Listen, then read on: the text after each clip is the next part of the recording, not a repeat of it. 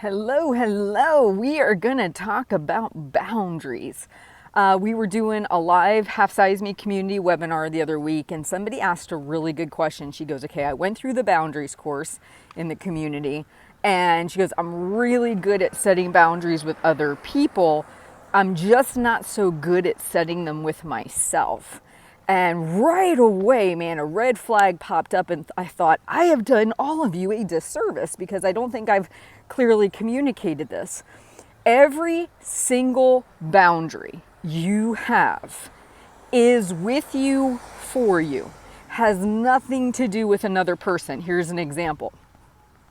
We have a friend. This is an actual real case scenario. We have a friend who has always felt like people should treat him with respect in his workplace.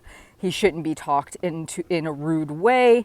And he actually admitted for years now he's allowed this one coworker to speak to him in a way that he feels is not professional, is demeaning, and he has used swear words. And he really has a problem with that. He's never said anything to this coworker, but this was a boundary he had for himself, but he wasn't honoring it, okay? So during a meeting, he didn't say a word to the coworker.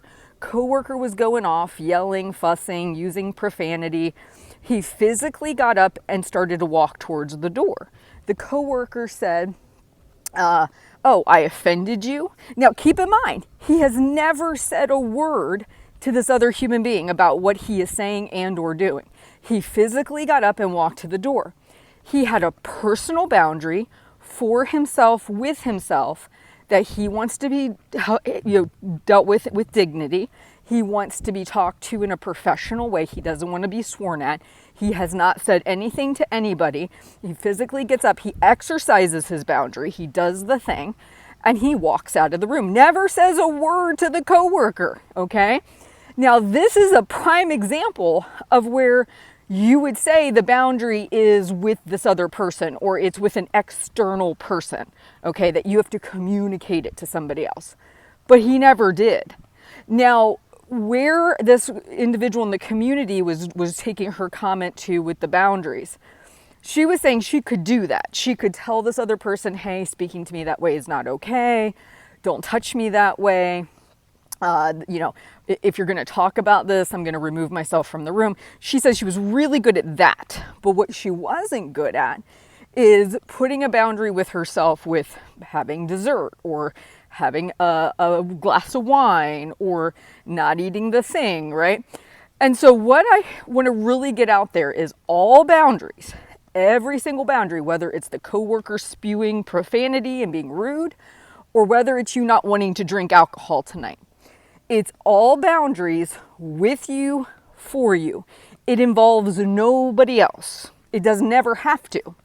But here's what you can leverage. When you say the comment, oh, I'm super good at setting boundaries with others, but I can't set them for myself. Yes, you can, and here's how.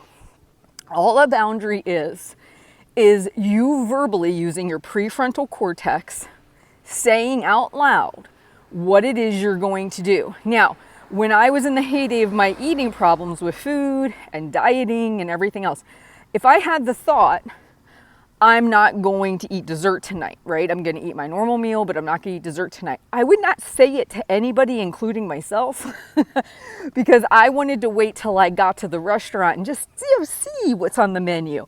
If I knew if I said it out loud, I'd have to honor it. So if I never said out loud, tonight I'm not going to be doing dessert, but you guys feel free to order, I knew I had an out, okay? Because if my lower brain chatter started and it's like, ooh, Heather, that looks really good. Well, you are out eating. That is a special occasion, right? I would have limited myself. So I never shared it with anybody. But here's the deal. When you have a boundary with you, for you, and you are concerned that you can't honor it or you're not good at honoring it, all you have to do is open this thing up, say the words to another person. Prime example, alcohol is a real problem for a lot of people.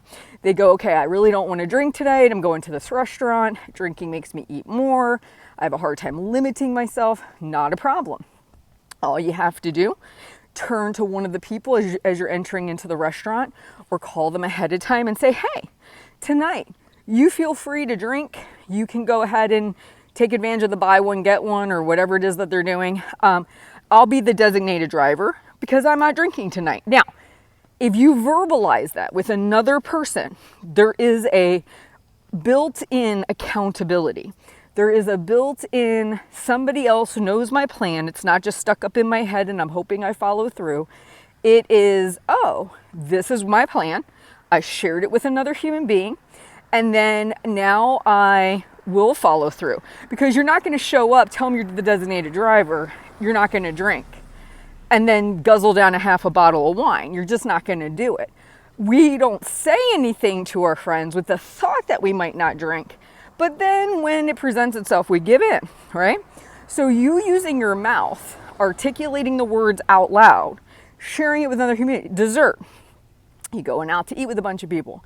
You say, oh guys, you know what? And when they, you say before the meal, oh, you know what guys, if you want to do dessert tonight, feel free, I'm going to pass. That's all you have to say. Or, hey guys, I'm really not going to be eating bread tonight. So if you want the bread, have at it, but could we just push it down the table? When you make those little comments, even maybe sounds like a throwaway comment, it changes the dynamics of everything because it's a boundary you're wanting to set for yourself. The ones that you think don't involve other people, you don't include them in it.